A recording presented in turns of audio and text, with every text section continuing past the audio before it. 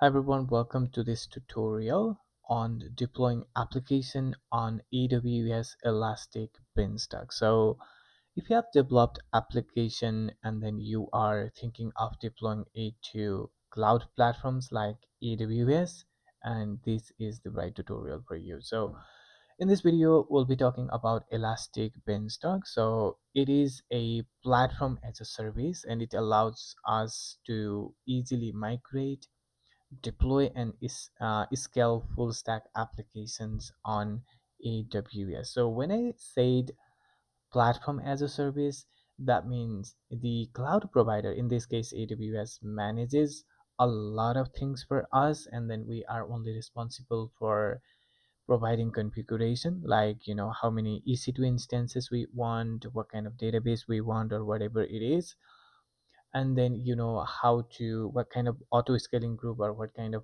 load balancer to use. And then under the hood, the AWS will do a lot of things for us, so we don't need to provision and manage EC2 instance and our one. So it's like kind of heavy lifting, and it's pretty useful for a small application, especially if you don't want a lot of control or big control on the infrastructure, right? So this is the documentation, official documentation, and it says, so what are the benefits? Simple full stack, application management, security, scalability, availability, and also minimizing cost, right? So AWS Beanstalk enables customer easily to migrate, deploy, and scale full stack application because it manages infrastructure operation.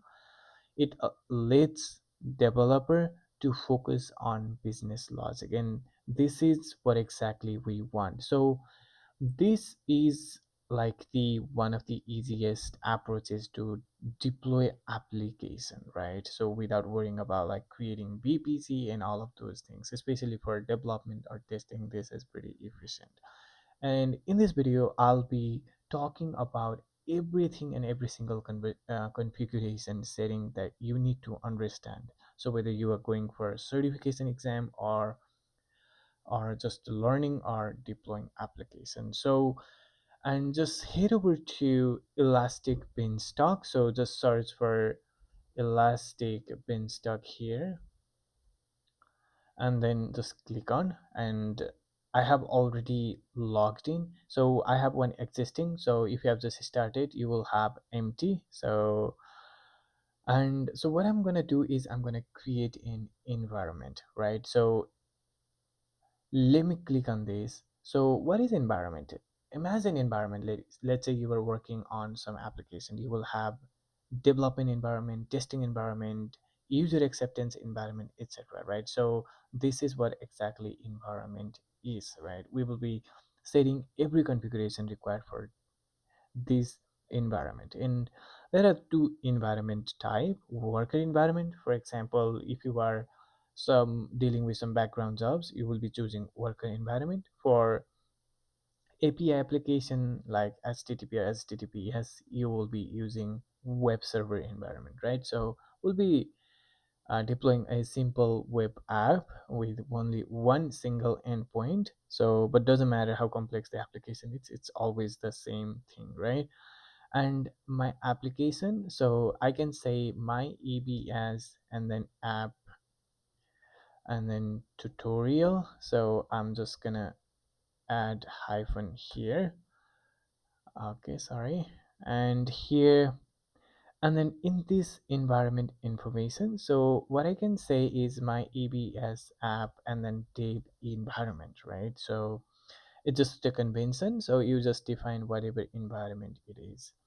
And then for a domain name, for example, if you want to give it your own domain, like my EBS and then app, right? And then check availability, so that means this is available. So when I access this my EBS app dot us is to elasticbeanstalk.com, I'll be able to access my application later. If you leave it blank, it is going to generate a random domain name for us, right? So if you were writing in production application, you are going to write some description, and so this is a good practice. But for testing or development, it's not really require, right? So it's like a Dave env. I'm just gonna write Dave env, right?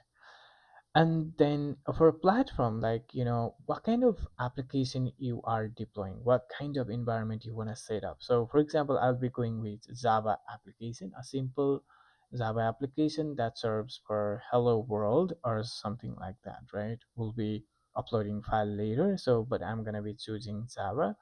And then for platform brands, you can always choose whatever it is. I'll just let it default. And and then for application code, we have three options. Sample, this is the first time, so we definitely don't have existing version. Sample application, so we'll be starting with sample application. That means, the AWS will automatically create a simple launch wizard for us using this Java platform, right? And then later we will modify, and then we will upload our one code and see whether that works, right? So I'll be just going with this one. These configurations are really important. And this preset says configuration options. For example, if you just want to test or development, it is best to choose single instance. And then, if you are, and this is also free tier eligible. And if you are going for spot instance, that means usually if you don't have free tier eligible and just going for testing or development, spot instance is usually the cheaper one. But this is not reliable, definitely not recommended for critical work, but you can go. And then if you choose high availability, for example, then we can set up like, load balancing and all of those things, right? But definitely in production we'll be going with this one. But for here, since we are not going to spend money, deploying application for some testing purpose, I'll be sticking with this single instance. All right. So, but if we are deploying to production application, we're going to be doing a lot of configuration. So we have to use high availability so that, our application becomes highly available. And I'm going to be clicking to next. And here service access, so for example, here in this, this is for IAM role for Elastic Beanstalk to assume a service role, right? So it needs to assume the role. And if you have already created, it will show up here. But since I already created here, but if you haven't, just go to create role, and then, choose AWS service, and then Elastic Beanstalk and environment, and go next. And then it will auto populate these things, and then just give the name, and then it will generate role for you. So I have already created. So, and then if you refresh here, it will be available here. Okay, so I'm just gonna keep this here. And then for instance profile, same. If you haven't created before, just go here, and then AWS service, and then Elastic Beanstalk compute, and then it will auto populate these things for you, and then you will create and just refresh, and then it will be available for you to choose. And for EC2 peer, so for example, if you want to SSH to EC2 instance or something, you can keep here. And if you haven't, you have to choose keep here as well. So this is optional, so if you haven't done, just leave it empty. So I have the one, so I'm just gonna choose that, but I don't think we will use it anymore. So I'm gonna be going to the next one.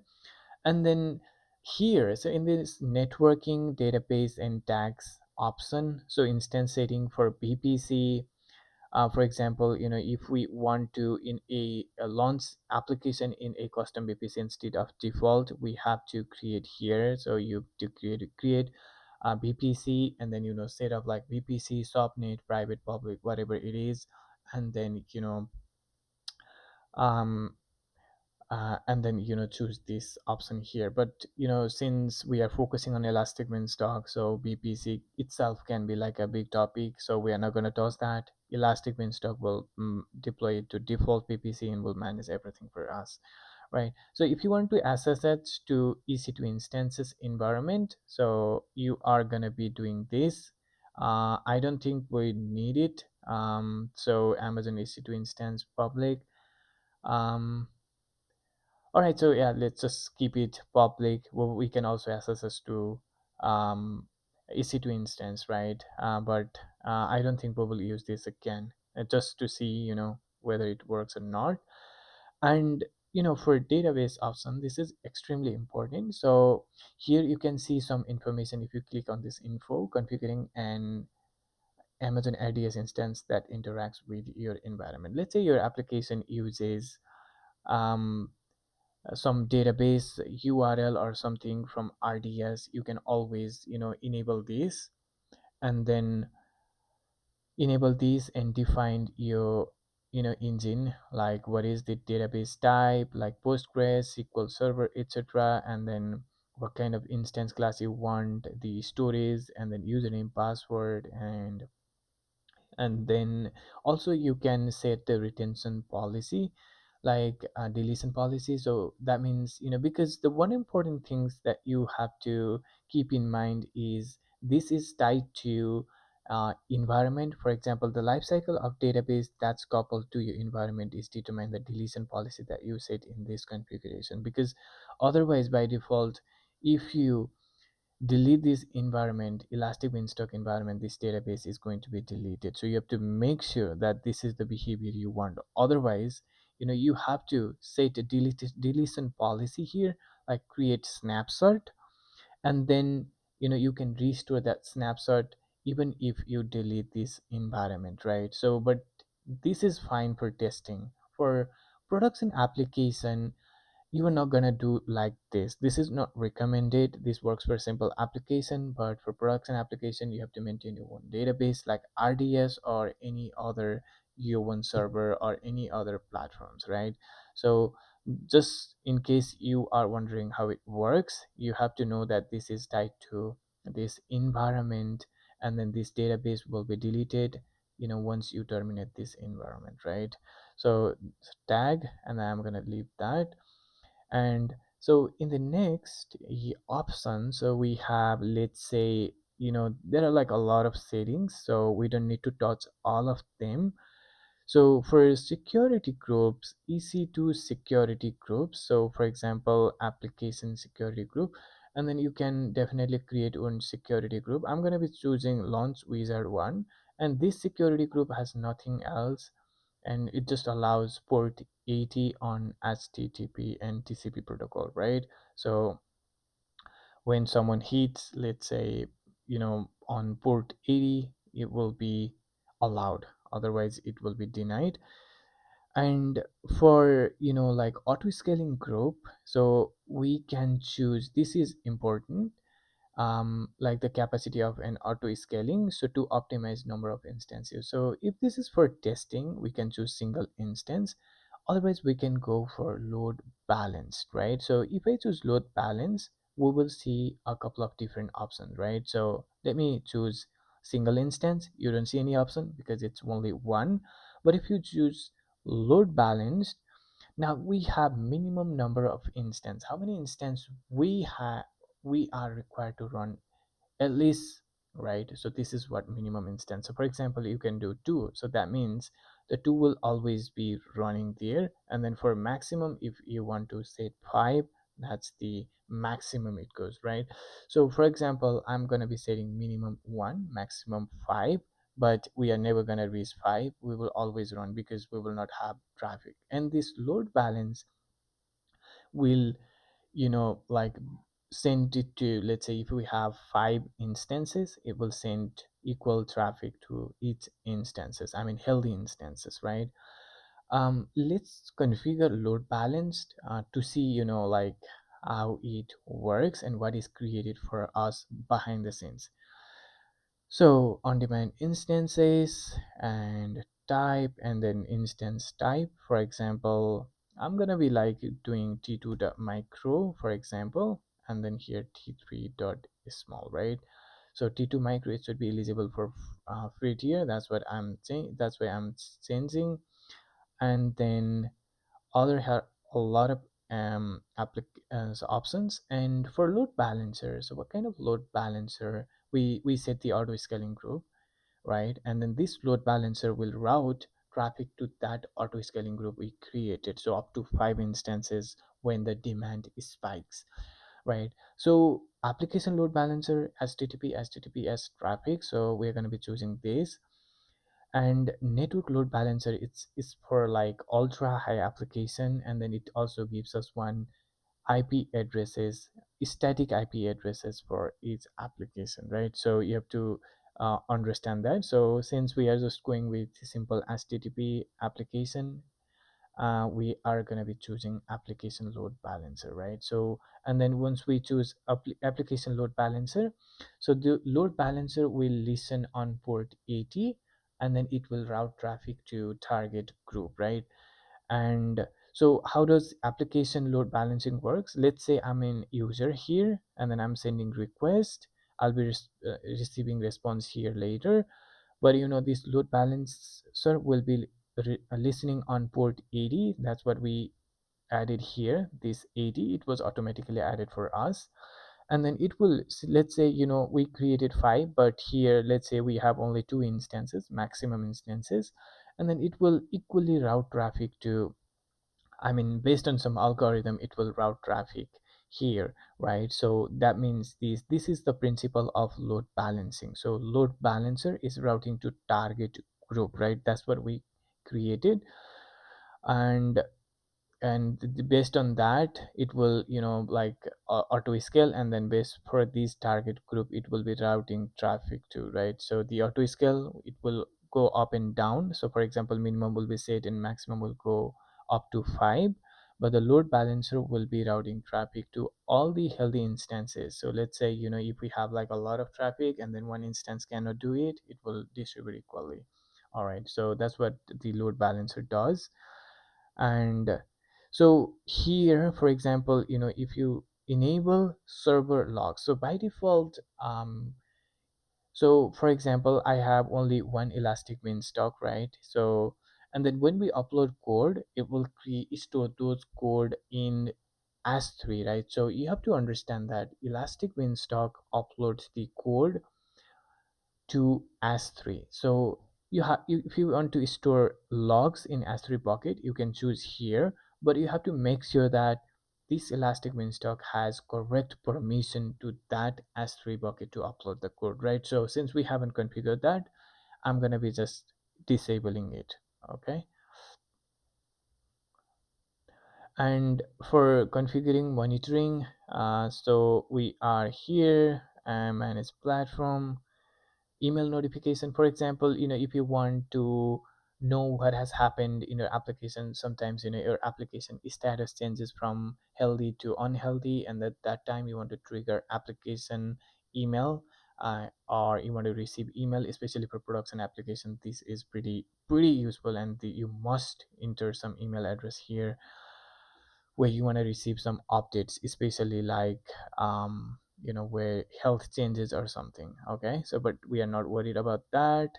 And this rolling update in deployments, so this is pretty important.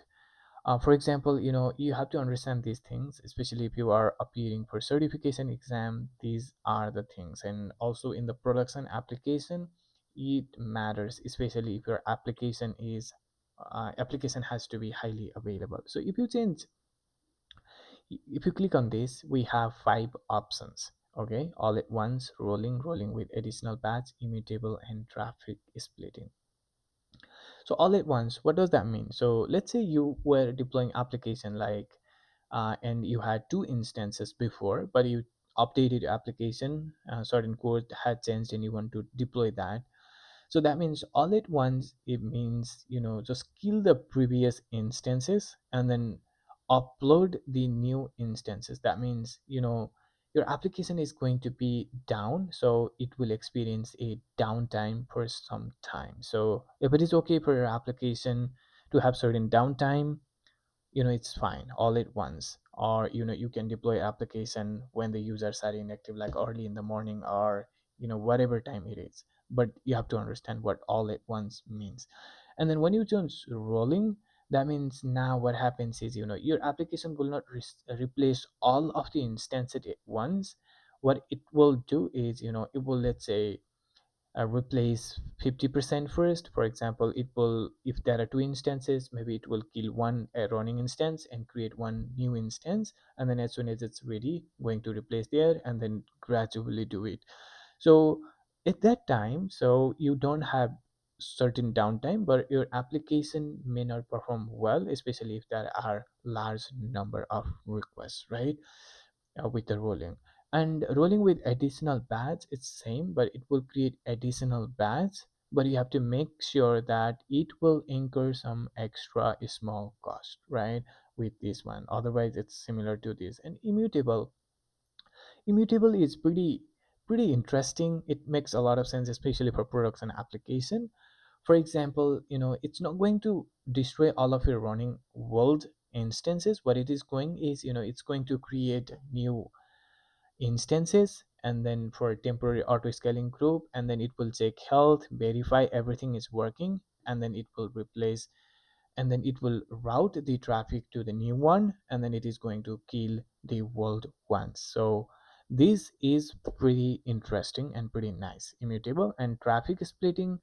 So traffic splitting is similar, so you can always, like, split traffic. So what it is going to do is, there are certain instances which are going to receive a certain percent of traffic, and then as soon as they pass the health um, validation and things like that, and then it is going to, like, route all of the traffic to that. So certain percent of traffic is going to be passed to new instances, and as soon as they pass all of these validations, right, the healthy, and they are perfectly working, all of the traffic is going to be redirected to a new one, and then the old ones are going to be replaced, right, or removed. So yeah, I'm gonna be choosing all at once, and here we go. I think we are almost done with all of these things. All right, so in here, environment properties, for example, let's say you have certain application properties file, right? So if I go to Java application, here, so you can define certain properties like server, sorry, application dot name, whatever it is, right? So it can be different name like my app or something like that, and then you want to override this, right? For example, here server dot port is 5000, but if you want to override it to, let's say, 8080, you can pass those properties here, right? You will have database properties or URL, whatever it is, you can pass here, add environment property here. Okay, so we will come here if we ever need, for example, here. And Elastic Beanstalk by default listens on port 5000. So for example, port, and then it will be like a 5000. But if you ever need to run, let's say, Java application on 8080, you have to override here. Okay, so I'm just gonna remove it for now, and then I'm going to click on next. All right, and you can review here. So all of these configuration properties and whatever, and then just click on create.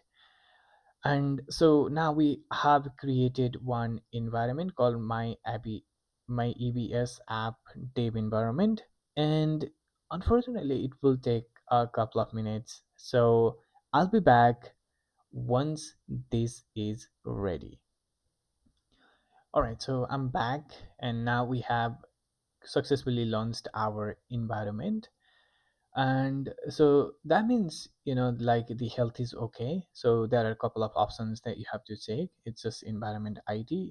You can always see what platform you are running on. And then for interesting thing is domain that we said, my EBS app dot something here, and we'll be definitely clicking on this to see if our application has launched. And look at this. So now we are running our application. This content was provided by Elastic Beanstalk itself, but now this application was actually launched, right? So that's pretty cool. And here, so if you go here in events, and then you can see all of the event that was uh, like triggered. For example, Elastic Beanstalk bucket for environment data created security group, named this one, it created security group, and then transition to pending health, and then target group. This target group was automatically created for us because we used load balancing. And and what else, we can go auto scaling group name, it was also created for us. It waited for EC2 instance to launch and all of those things. So auto scaling group policy, everything was actually created for us. And even load balancer, named this load balancer, so we didn't have to create it, but it created for us. It just took some extra work from us so that we can focus on what really matters to us, right? So you can see all of those things. And health, so and health here, it's okay. And then if you want to, let's say, see the logs, by default it doesn't show. And if you go here and then last 100 lines, and just wait a couple of seconds, click on this, and then you can see what is the log for this, right? So since this is just like a simple application and with nginx server on Java platform, so it doesn't have much things, but in production application you will have a lot of things, right? And here you can also go to configuration. And in configuration, so for example, here if you want to update something like monitoring, logging, and environment properties, and etc., so you can do so here. Like I said, if you want to change port to 8000, you will just update here like 8080 and then apply, and then it will update your environment, and then will update everything in the server.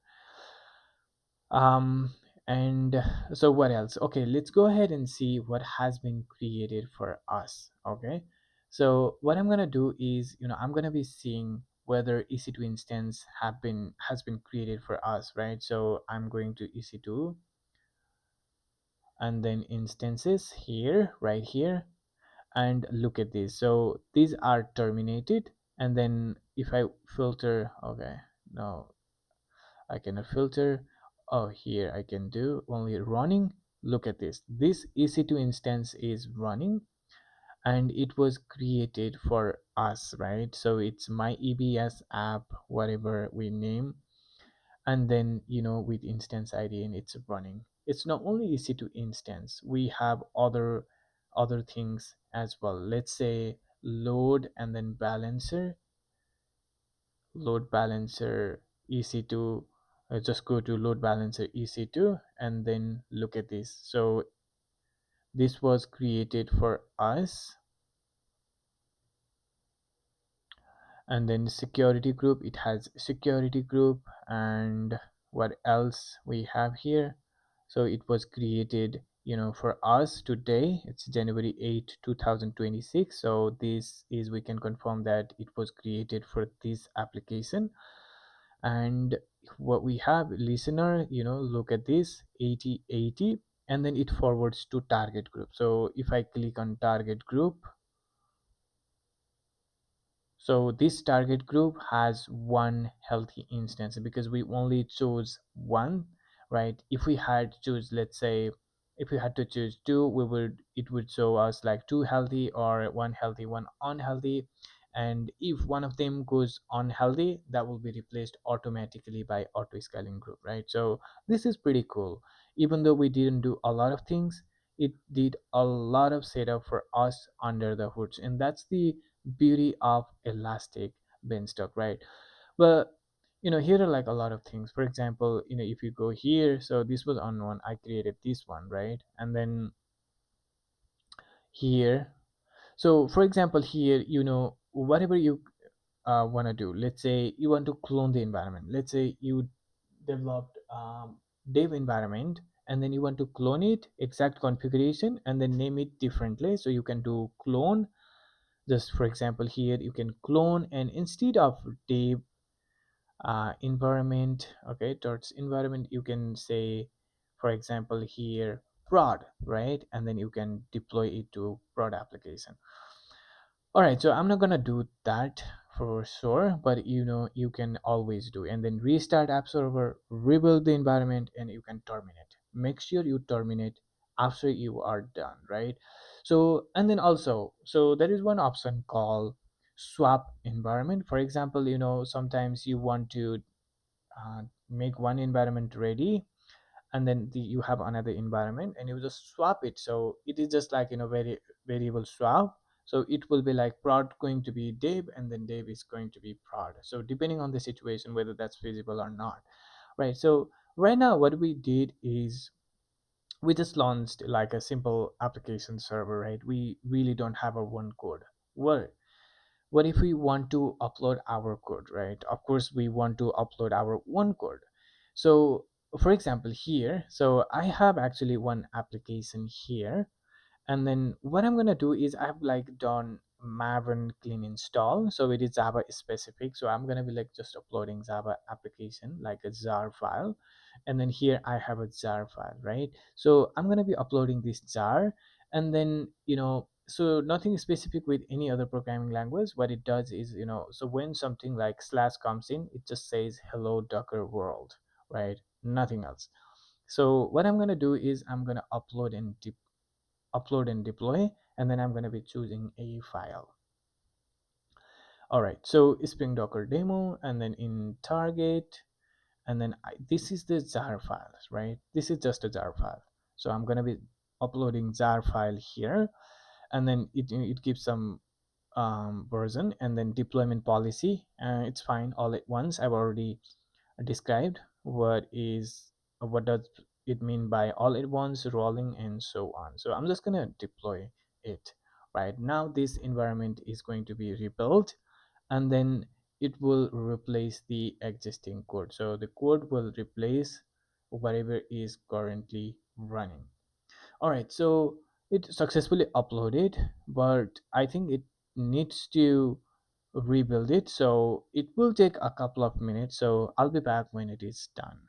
All right, so our application has been updated, and right now so currently we have this Elastic Beanstalk page. So if I refresh it, or I click on here, so we should see hello docker world, and this is where this is returning, right? So we have only one endpoint. That means when you hit slash, right, or the root, right, so the hello docker world is coming. So indeed our application was deployed and it's working as expected. So if I refresh it, it's going to be the same content, right? So and here, so and if you go to health, so health is okay, so that means everything is fine, and environment updated successfully, and successfully deployed, no new configuration, okay to info, everything you can see here.